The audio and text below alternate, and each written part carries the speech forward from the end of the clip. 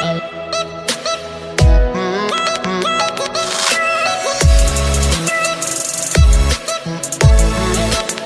मित्रांनो, मी भूषण मेघोटे आणि भूषण मेघोटे ब्लॉग्समध्ये तुमचं स्वागत आहे. तर मित्रांनो, पुन्हा एकदा आपण जीवनदीप कॉलेज माझ्या कॉलेजमध्ये तुमचं स्वागत आहे. तर मित्रांनो, आज आपण कविता वाचन स्पर्धा आणि भित्तीपत्रक आपण या स्पर्धा आयोजित केलेल्या आहेत. तर सर्व मुलांनी इथे सहभागी आहेत. तर मित्रांनो, आपण लवकर आतमध्ये जाऊया आणि सर्व स्पर्धक ज्यांनी काही वेगवेगळी ते आपण लवकरात लवकर पाहूया. आणि आज धुमाल होणारे बनिलेने सुद्धा भाग घेतलेला आहे प्रत्येक गोष्टीत. आणि चला तर मित्रांनो, पटकन तर पाहू शकता मित्रांनो, आपल्याला तिकडून ओरडा आलेला, सगळ्यांना हात करा, हे भाईजान, सगळे आपल्या बनिलेचे फॅन्स आहेत.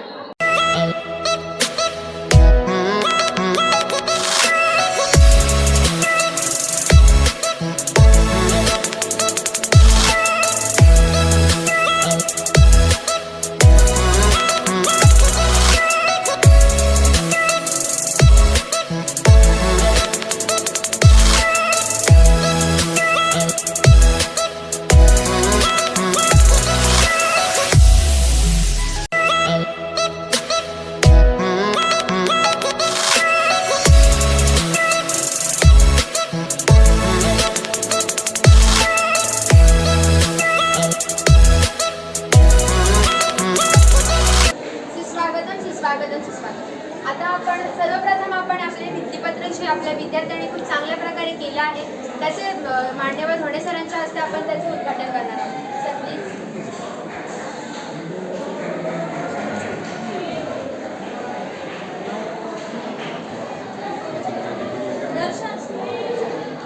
बरं, धन्यवाद. मला या ठिकाणी आजच्या या सृजन भित्तीपत्रकाचं उद्घाटन करण्यासाठी या ठिकाणी पाचारण केलं. गेल्या अनेक वर्षापासून दरवर्षी आपण वाङ्मय मंडळाच्या वतीने सृजन या भित्तीपत्रकाचं निर्माण करत असतो. आणि या भित्तीपत्रकाच्या माध्यमातून आपल्या महाविद्यालयातील इयत्ता 11वीचे विद्यार्थी असतील, 12वीचे विद्यार्थी असतील, तर त्यांच्यातील काव्यगुणांना वाव मिळावा यासाठी आपण हे भित्तीपत्रक तयार करत असतो. उद्घाटन झालेलं आहे असं मी जाहीर करतो.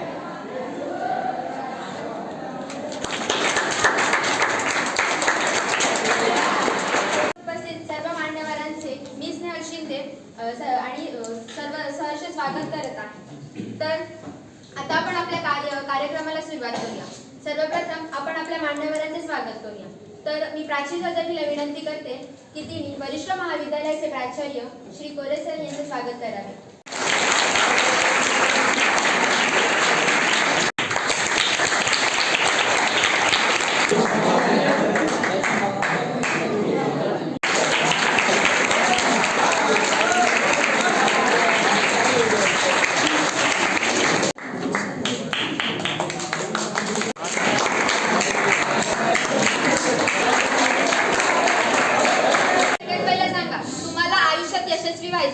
तर तुम्ही काय बनणार?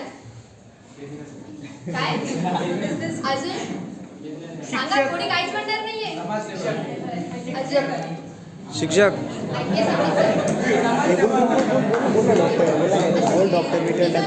तर तुम्ही मला विचारा स्वतःला काय तुम्ही काय बना, तर मी एक सांगेन, तुम्ही ड्रायव्हर बना.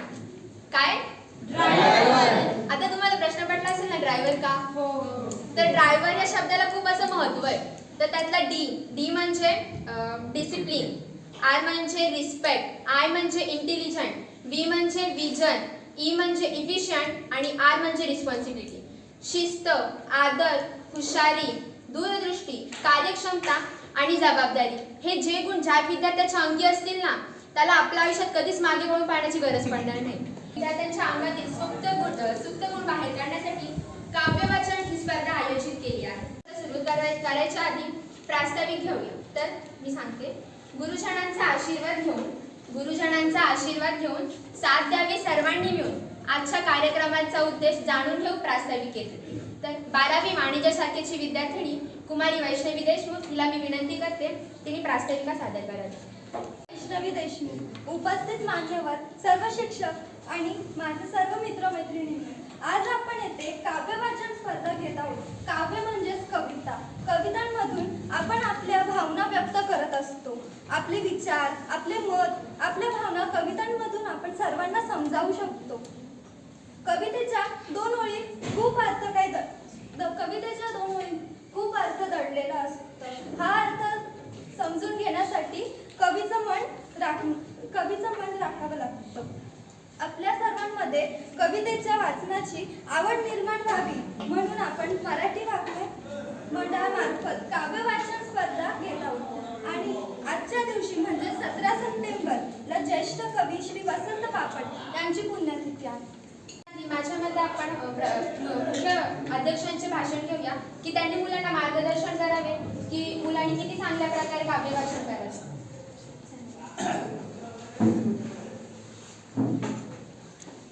आजच्या कार्यक्रम काव्य वाचन दिनानिमित्त रोणे सरांनी आणि इंजिनिअरच्या स्टाफने मला निमंत्रण दिलं. तुम्ही सुद्धा त्यांना सहकार्य करताय त्याच्याबद्दल मी तुमचे स्टाफचे रोणे सरांची सगळ्यांची मी आभार मानतो. मित्रांनो, ज्यावेळी तुम्ही तुमचं शिक्षण पूर्ण करून व्यवहार बाहेर पडाल, जगात बाहेर पडाल, त्यावेळी तुमच्याकडे एक डिग्री असेल कुठली तरी. समजा तुम्ही डिग्री केला असाल, पदवीधर शिक्षण घेतलं असाल तर डिग्री म्हणजे असेल, ती डिग्रीची गुंडाळी असेल तुमच्याकडं. आणि समजा तुम्हाला जर म्हणजे जॉबची रिक्वायरमेंट असेल आणि तुम्ही इंटरव्ह्यूला वगैरे गेलात तर त्यावेळी तुम्हाला जो इंटरव्ह्यू घेणारी समोरची व्यक्ती आहे ती विचारेल की तुम्ही ही डिग्री घेतलात त्याच्याबरोबर तुमच्याकडे काही दुसऱ्या कलागुण आहेत का तुमच्याकडं. तर तुम्ही जर शांत बसाल तर ठीक आहे म्हणतील, तुम्हाला आम्ही सांगतो यायचं की नाही ते. पण त्याचबरोबर तुम्ही जर बोलताना जर तुम्ही सांगितलं सर मला काव्य वाचन जमतं, मग मी काव्य वाचनाचा जाणकार आहे, ही एक कला झाली तुमच्याकडे. एखाद्या वेळी ते म्हणतील की एखादी चांगली कविता म्हणून दाखव आणि ती जर आवडली आणि त्यांना ती म्हणजे भावली तर कदाचित तुम्हाला सांगतील की ठीक आहे बाळ तू उद्यापासून जॉईन हो. तर एक उदाहरण म्हणून सांगितलं, एक कला जर तुमच्याबरोबर असेल डिग्री बरोबर, त्या त्याच वेळी त्या डिग्रीचा फायदा होतो. कुठलीही जर कला नसेल, कितीही हुशार असा तुम्ही, भले तुम्ही 90% मार्क मिळवलेले असाल, 95% मार्क्स मिळवलेले असाल, त्या डिग्री बरोबर जोपर्यंत तुमच्या जवळ एखादी कला नसते तोपर्यंत त्या डिग्रीला काहीही अर्थ राहणार नाही आजच्या जमान्यात. त्याबद्दल मी अभिनंदन करतो, धन्यवाद देतो तुमच्या सगळ्यांचंही.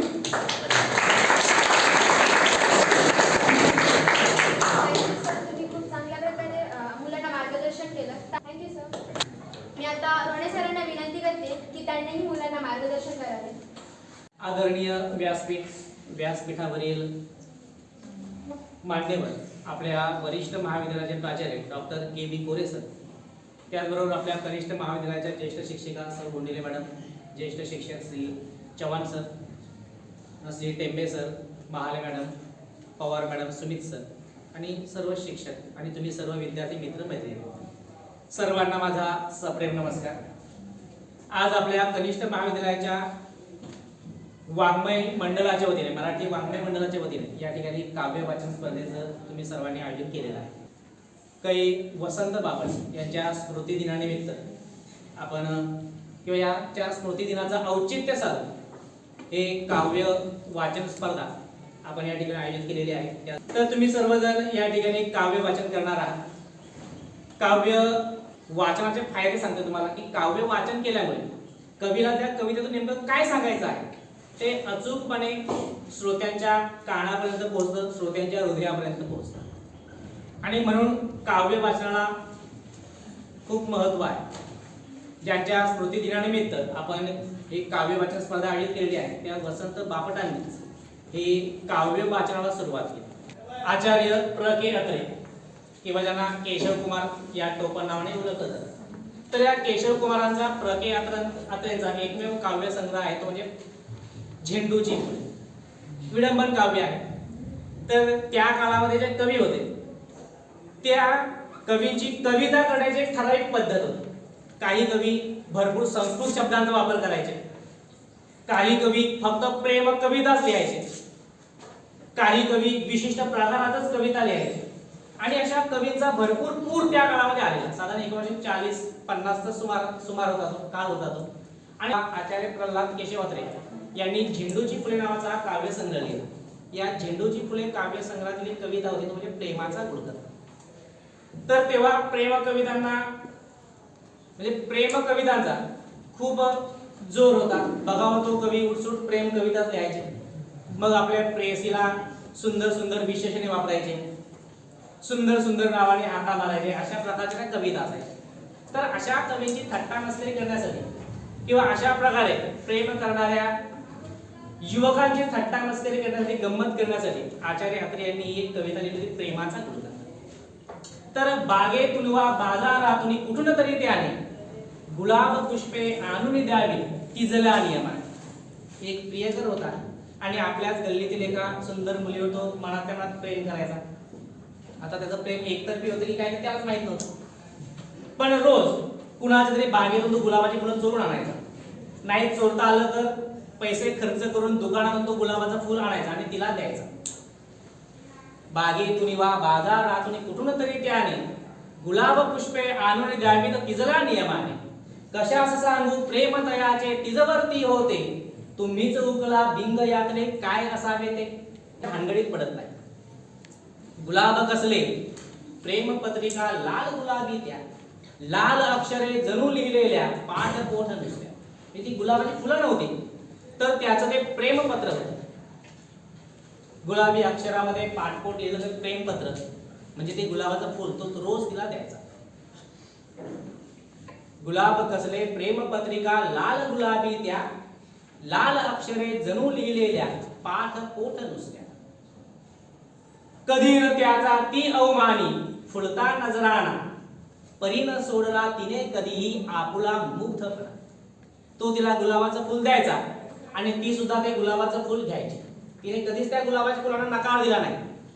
अशा तऱ्हेने मास लोटले पुरेपूर साथ, खंड न पडला कधी तयाच्या नाजूक रतिवा. रती म्हणजे रोजची सवय. ज्या धरली त्याची प्रेम तपश्चर्या, रंग दिसेना खुलावयाचा तिची शांत चर्या. शेवटी रोज रोज किती चोरणार तो? म्हणजे 7-21-210 दिवसापासून तो गुलाबाची फुलं चोरत तरी होता किंवा विकत तरी आणत होता. आणि मग एक दिवस तो तिच्या घरी गेला आणि तिला म्हणाला, हे देवी, बांधील आलो मी पूजा तुझ आजवरी रोज, अजूनही कसे न उमगशी तू भक्तांचे काच.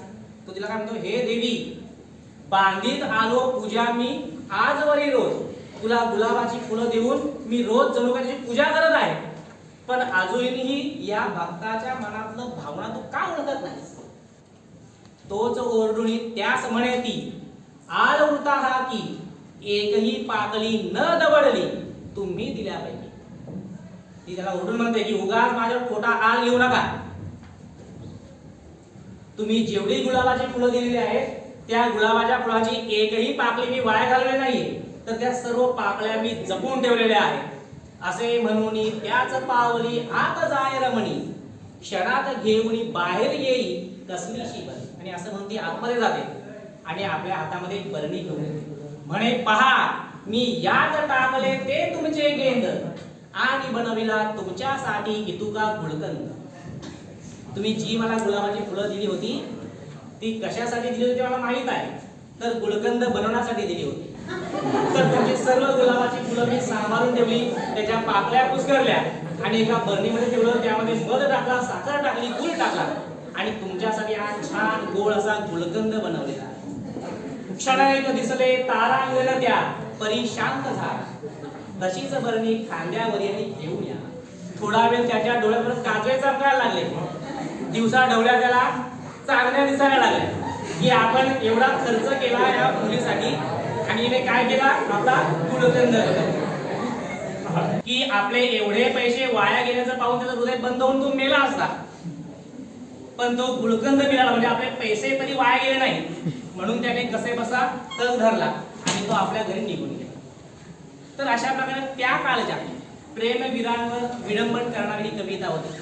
जर कविता आपण नीट तालासुरात म्हणालो, त्या कवितेतील भावार्थ लक्षात घेऊन शब्द त्या भावनेत भिजवून जर आपण म्हटली कविता, तर ती निश्चितच वाचकांच्या मनापर्यंत, काळजापर्यंत, मेंदूपर्यंत पोहोचू शकते. वाचनासाठी खूप खूप शुभेच्छा देतो आणि तुमची माझे नाव तृप्ती गुणाजी धुमाळ. मी इयत्ता 11वी कॉमर्समधून आहे. स्त्री शक्तीबद्दल मी कविता सादर करते. ती मला म्हणते की एकदा मी येऊन बघ. ती मला म्हणते की एकदा मी येऊन बघ. तुला कळेल दुसऱ्यासाठी जगण्यातली गंमत काय. तुला कळेल दुसऱ्यासाठी जगण्यातली गंमत काय. एका जन्मी बाई असण्याची किंमत काय. सगळ्यांना चांगली डिश जेवण मी कोथिंबीर चिरलेलीच घेते. जेवणानंतर घासायची एक डिश कमी करते. तुमचे पाहुणे येणार म्हणून मी ऑफिसला सुट्टी लागते. ऑफिसची कामे तरी सांभाळत तारेवरची कसरत करते. सगळे झोपल्यानंतर कळते थोडे दुखण्यात येतात पाय. तुला कळेल दुसऱ्यासाठी जगण्यातली गंमत काय. एका जन्मी बाई असण्याची किंमत काय. घरची सीमा असूनही मी सीमेवरती लढते. अंगणात रमणारी मी नंतर अवकाशाला भिडते. मी एव्हरेस्ट सर करते. मी लेक्चर्स कित्येक घेते. मी थिरडते. मी बावरते. मी गाते. मी नाचते. मीच जन्म देणारी. मीच जन्माला पुरणारी. जन्मानंतरही मीच ती मुरणारी. एका जन्मी बाई असण्याची किंमत काय. एका जन्मी बाई असण्याची किंमत काय. तुला कळेल दुसऱ्यासाठी जगण्यातली गंमत काय. नमस्कार, माझं नाव श्रुती लक्ष्मण मगर आणि मी 11वी कॉमर्सचे स्टुडंट आहे. नमस्कार, माझे नाव आकांक्षा आनंद भापरे. मी इयत्ता 11वी कॉमर्समध्ये स्टुडंट आहे. आज आम्ही स्तोत्र सादर करणार आहोत. आणि त्या स्तोत्राचे कवी आहे स्वातंत्र्यवीर सावरकर. जयोस्तुते जयोस्तुते श्री महामंगले शिवस्पदे शुभदे स्वतंत्रते भगवती स्वामहं यशोयुतां वन्दे यशोयुतां वन्दे. राष्ट्राचे चैतन्य मूर्त तू नीती संपदांची. राष्ट्राचे चैतन्य मूर्त तू नीती संपदांची. स्वतंत्रते भगवती श्रीमती राज्ञी तू त्यांची. परवशतेच्या नभात तुझी आकाशी होशी. स्वतंत्रते भगवती स्वतंत्रते भगवती चांदणी चमचम लकलकशी. वंदे त्वामहं यशोयुतां वंदे यशोयुतां वंदे. गालावरच्या कुसुमी किंवा कुसुमांच्या गाली. गालावरच्या कुसुमी किंवा कुसुमांच्या गाली. स्वतंत्रते भगवती तूच जी विरसत सेलाली. तू सूर्याचे तेज उतरिते गांभीर्य ही तुझी. स्वतंत्रते भगवती. प्रयत्न करतो. स्टार्टिंग स्टार्ट करू.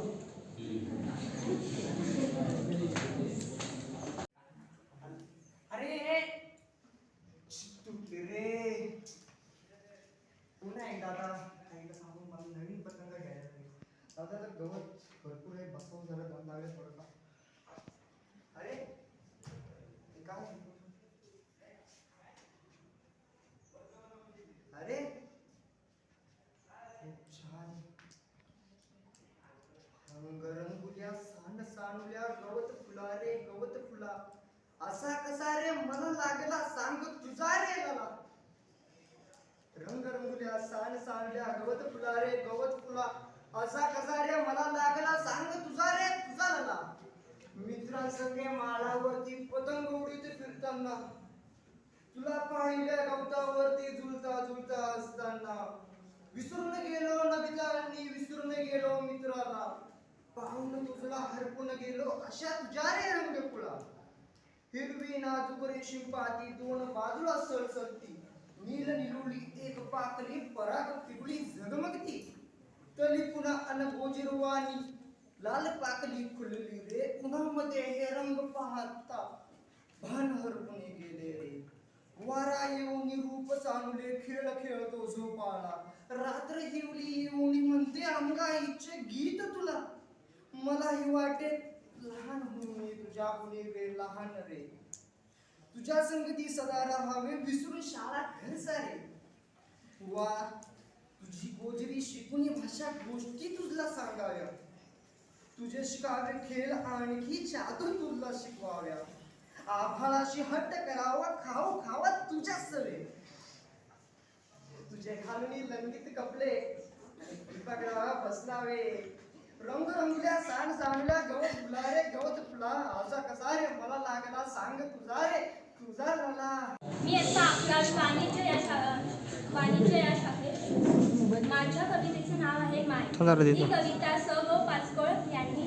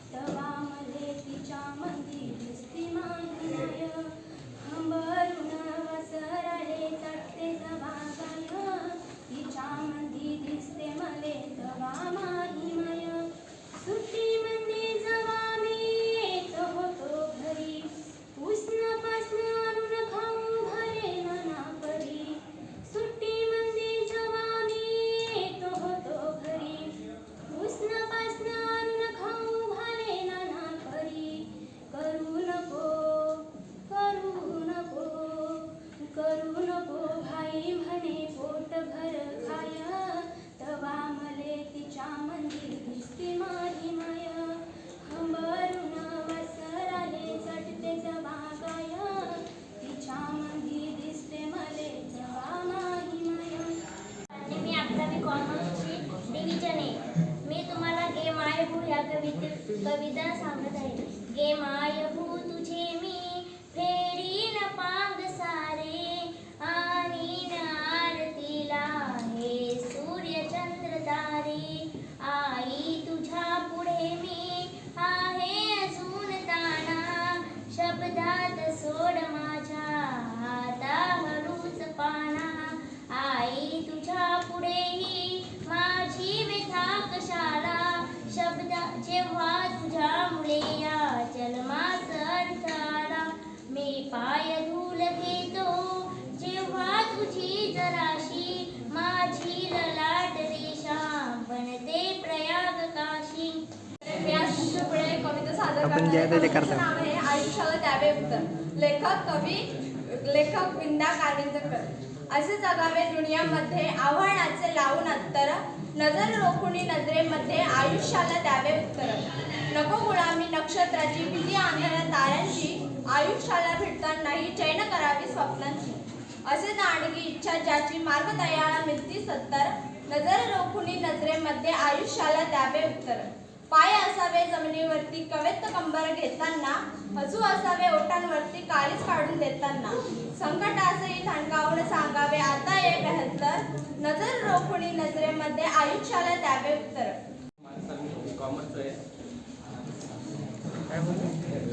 अखंड हिंदुस्थानाचे दैवत सिंहासनाधीश्वर महाराजाधिराज श्री श्री श्री छत्रपती शिवाजी महाराज की जय. आई जिजाऊंच्या पोटी एक जन्माला महापराक्रमी तारा.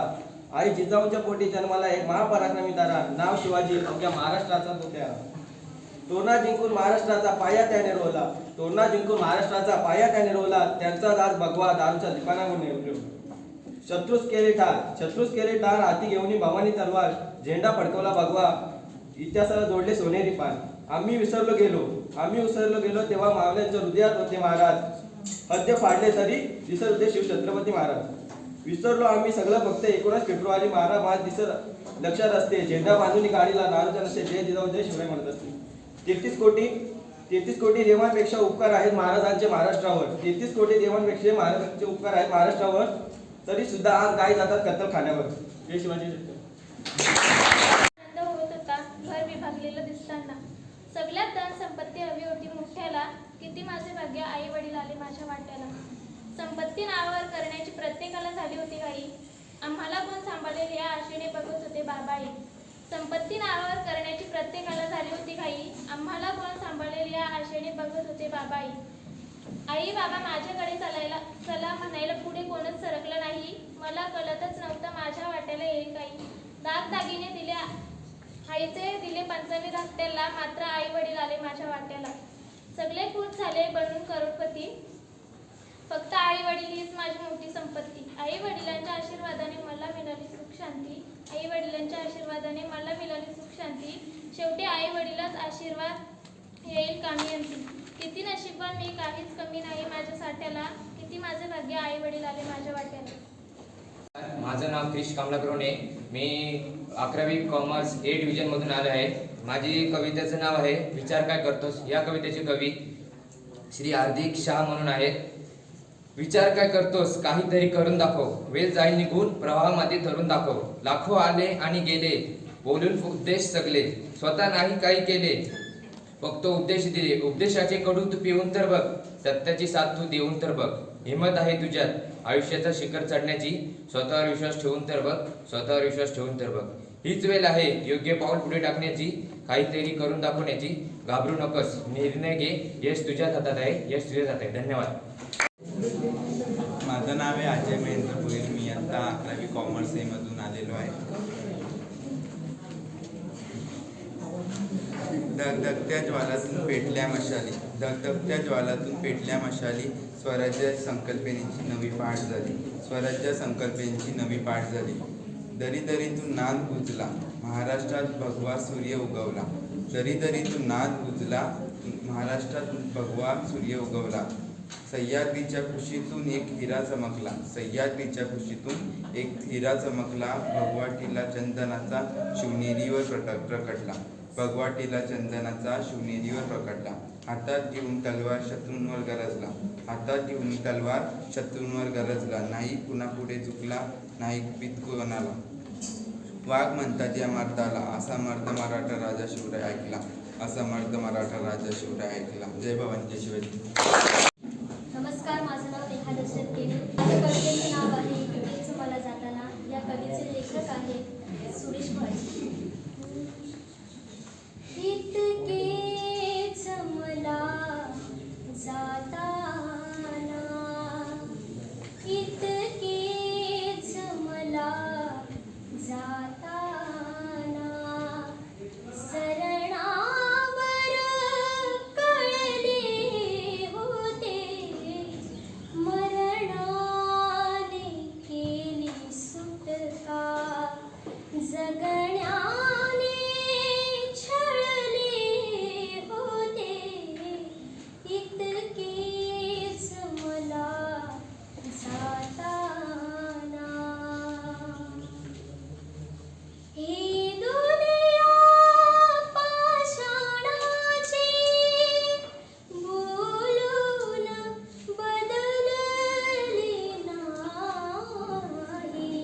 मी बहर इथे शब्दांचे नुसतेच उधळले होते, इतकेच मला जाताना.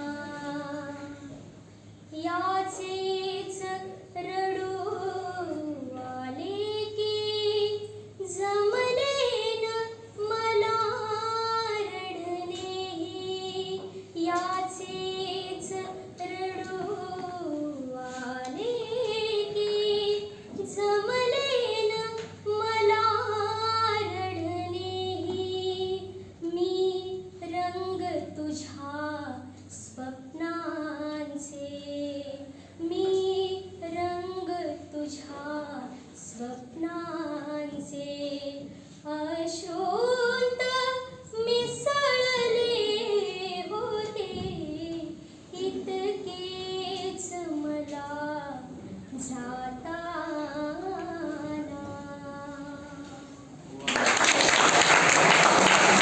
शहरे नंदिनी केणे, आम्ही कला शाखेची विद्यार्थिनी.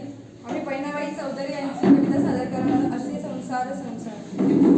अरे संसार संसार जसा तवा चुल्यावर आणि हाताला चटके तवा मिळते भाकर. अरे संसार संसार जसा तवा चुल्यावर आधी हाताला चटके तेव्हा मिळते भाकर. अरे संसार संसार खोटा कधी म्हणू नये, रावणाच्या पायसाने मोठा कधी म्हणू नये. अरे संसार संसार जसा तवा चुल्यावर. नमस्कार, मी प्राची विलास जाधव, 12वी कॉमर्स. माझ्या कवितेचे शीर्षक आहे फक्त तू खचू नकोस. कवितेला सुरुवात करते. संधी मिळेल तुलाही, लगेच हिरमसू नकोस. संधी मिळेल तुलाही, लगेच हिरमसू नकोस. आयुष्य खूप सुंदर आहे, फक्त तू खचू नकोस. प्रेम तुझ्यावर करणारे कितीतरी लोक आहेत. प्रेम तुझ्यावर करणारे कितीतरी लोक आहेत. तुझ्यासाठी जोडणारे खूप सारे हात आहेत. अरे अशाच आपल्यांसाठी तूही थोडं हसून बघ. अरे अशाच आपल्यांसाठी तूही जरा हसून बघ. आयुष्य खूप सुंदर आहे, फक्त तू खचू नकोस. उठ आणि उघडून डोळे पहा जरा जगाकडे. उठ आणि उघडून डोळे पहा जरा जगाकडे. प्रत्येकाच्या आयुष्यात काहीतरी असतेच थोडे. नाही नाही म्हणून उगाच कुढत तू बसू नकोस. नाही नाही म्हणून उगाच तू कुढू नकोस. आयुष्य खूप सुंदर आहे, फक्त तू खचवू नकोस. कॉमर्सची विद्यार्थिनी आहे. आपण आईबद्दल खूप ऐकलंय, पण बाबांबद्दल खूप कमी ऐकायला येतं. तर मी आज बाबांसाठी एक कविता सादर करते आणि त्या कवितेचे लेखक आहेत विलास नि खंडाळे.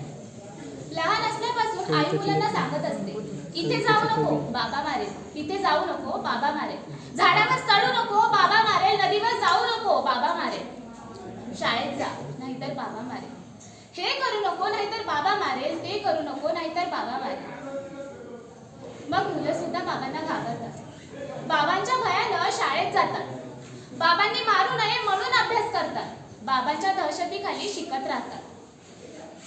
हळूहळू मुलं बाबांकडे दुर्लक्ष करून आईवरच प्रेम करू लागतात. मनामधून बाबांना काढून टाकतात आणि आईच्या चरणावरती सर्वस्व अर्पण करतात. बाबांपासून 4 हात लांबच राहतात. मुलं आईचं गाणं गातात, मुलं आईवर कविता करतात. कोणतंच मूल बाबाला दुधावरची साय म्हणत नाही, लग्नाचा पाय म्हणत नाही आणि वासराची गाय म्हणत नाही. बाबांसाठी मुलांकडे शब्दच नसतात. मुलाच्या पायाला ठेस लागली तरी मुलं बापरे म्हणत नाही आणि साने गुरुजींनाही श्यामचा बाप दिसत नाही. आई घरात असली की घर कसं भरल्यासारखं वाटतं. बाबा घरात असले की मात्र स्मशान शांतता. मुलं शपथ सुद्धा आईचीच घेतात. बाबा शपथेच्याही लायकीचा नसतो. बाबा असतो मुलांच्या नावाच्या आणि आडनावाच्या मध्ये नावापुरता. मुलं विठोबाला माऊली म्हणतात, धरणीला माय म्हणतात आणि देशाला माता म्हणतात. बाबा मात्र धरणीतून, देशातून आणि मुलांच्या मनातून केव्हाच झालेला असतो हद्दपार. बाबा असतो कठोर, काळीज नसलेला, निर्दयी, मारकुटा. बाबा असतो मुलांच्या स्वप्नात येणारा बागुलबुवा. बाबा असतो केवळ रुपये पैसे कमवण्याचे यंत्र. तेवढं काम त्यानं केलं की त्याचं कर्तृत्व संपलं. पण मग असं असूनही बाबा मेल्यावर मुलांच्या छातीत धडकी का भरते? का ओघळतो मुलांच्या डोळ्यातून पाऊस? का वाटतं मुलांना पायाखालची जमीन सरकल्यासारखी? का वाटतं मुलांना की आपण बेसहारा झालोय म्हणून? का हंबरतात मुलं बाबा मेल्यावर? का मुलं घाबरतात बाबा गेल्यावर? कथा, कादंबऱ्या आणि कवितेत कधीही किस्मतराव, मी बारावी वाणिज्याची विद्यार्थिनी आहे. मी आज तुमच्या समोर शिवछत्रपती ही कविता सादर करत आहे. ही कविता नीरज सावंत यांनी लिहिलेली आहे. शिवनेरीच्या कडे कपारी नाद तोफ्यांचा गुंजला, थोर जिजाऊंच्या पोटी राजा शिवछत्रपती हा जन्मला. लहानपणीच कित्येक किल्ले जिंकून दिले स्वराज्याला, लहानपणीच कित्येक किल्ले जिंकून दिले स्वराज्याला, हाती घेऊन तलवारीला अभिषेक केला भवानीला. जीवा पाड जपले यांनी मराठमोळ्या भव्याला, जीवा पाड जपले यांनी मराठमोळ्या भव्याला, शक्ती आणि युक्तीने हरवले यांनी खानाला. दुःख सोसले खूप मात्र सुखी ठेवले रयतेला, दुःख सोसले खूप मात्र सुखी ठेवले रयतेला, मावळ्यांना सोबत घेऊन काबीज केले दिल्लीला. मराठा म्हणून जन्मलो याचा अभिमान आहे आम्हाला, मराठा म्हणून जन्मलो याचा अभिमान आहे आम्हाला. तुमचे पाऊल लाभले या महाराष्ट्राच्या मातीला. तुमची पुण्याई नेहमीच असू दे एवढीच इच्छा देवाला, तुमची पुण्याई नेहमीच असू दे एवढीच इच्छा देवाला. वाकून मुजरा करते माझ्या राजा शिवछत्रपती राजाला, वाकून मुजरा करते माझ्या शिवछत्रपती राजाला. जय भवानी, जय शिवाजी. नमस्कार, माझं नाव सुमुख चंद्रशेखर तेरदेसाई, 12वी मध्ये शिकतो. माझ्या कवितेचं नाव आहे अनादि मी अनंत मी. आत्मविश्वास वाढवण्यासाठी भारतरत्न स्वातंत्र्यवीर सावरकरांनी ही कविता लिहिली. अनादि मी अनंत मी अवध्य मी भला, मारिलरिपु जगती असा कवण जन्मला. अनादि मी अनंत मी अवध्य मी भला, मारिलरिपु जगती असा कवण जन्मला. अट्टहास करीत जाई धर्मधारणी, मृत्यूशीच गाठ घालू मी घुसेरणी. अग्निजाळी मदसीना खडग छेदितो, भिवनी मला भ्याड मृत्यू पळत सुटतो. खुळारिपू तयास्वये, खुळारिपू तयास्वये, मृत्यूच्याशी भीतीने भिवू मदसिये, भिवू मदसिये. अनादि मी अनंत मी अवध्य मी भला, मारिलरिपु जगती असा कवण जन्मला. लोटी हिंस्र सिंहाच्या पंजरी मला, लोटी हिंस्र सिंहाच्या पंजरी मला. नम्रदास समतातील तो पदांजुला, कल्लोळी ज्वालांच्या फेकशी जरी, हटुनी भवती रचित शीत सुप्रभावली.